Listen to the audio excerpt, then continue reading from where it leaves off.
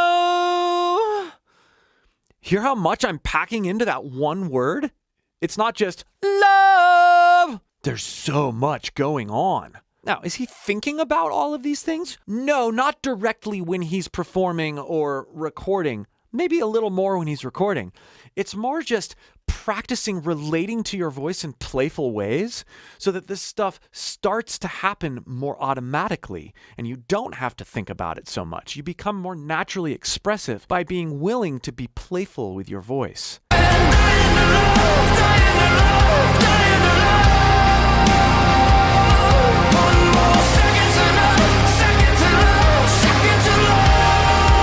I like how he throws second to love. It's like not quite a sa. It's gritty and almost thrown away. Second. Like, I stubbed my toe on something, but still maintaining the control of pitch. We've heard him do this on the chorus melody of Just Pretend, but it's a bit more nuanced and subtle here. One more second to love, second to love, second to love.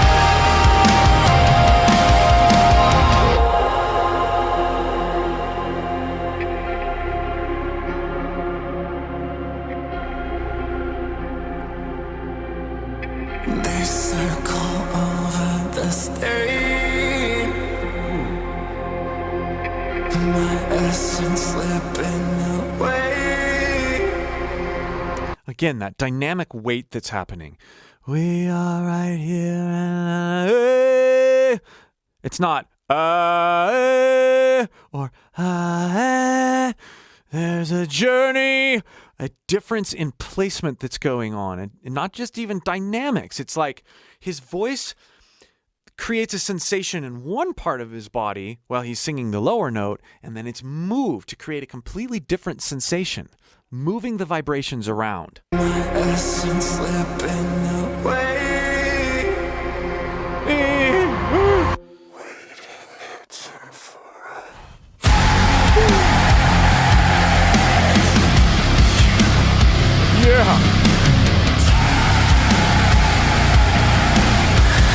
Those are very, very layered. Whoa.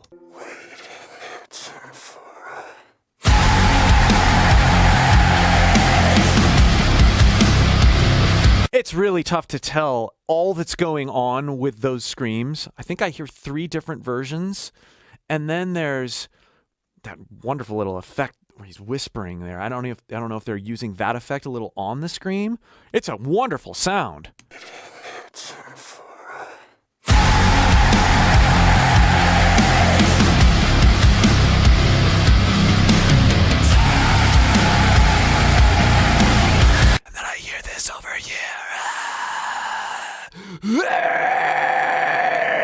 And then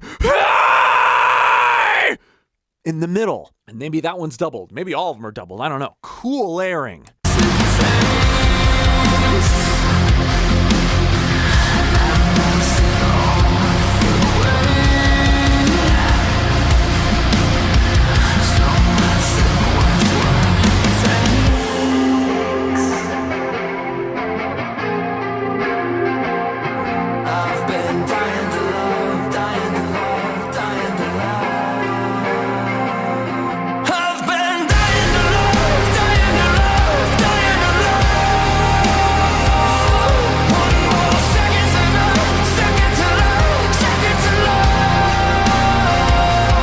That vowel shaping that he's doing really creates a nice ring to his voice that doesn't get lost in the mix because it's changing so much, right? It's not just bringing out one frequency set as he sings a word. It's bringing out multiple textures and timbres and then also allowing those harmonies to have their own space because those can be more static in texture while his voice, his lead vocal is changing more dynamically.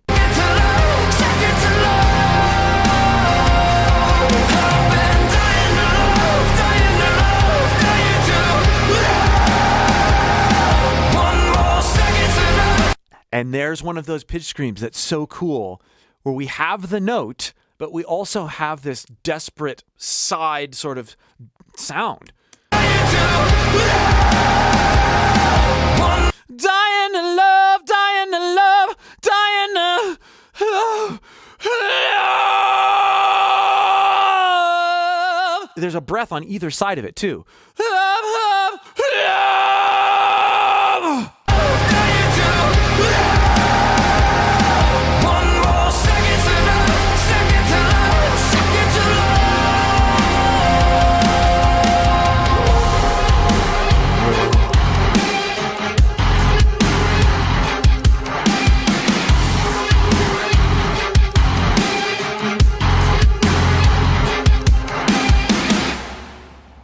Beautiful.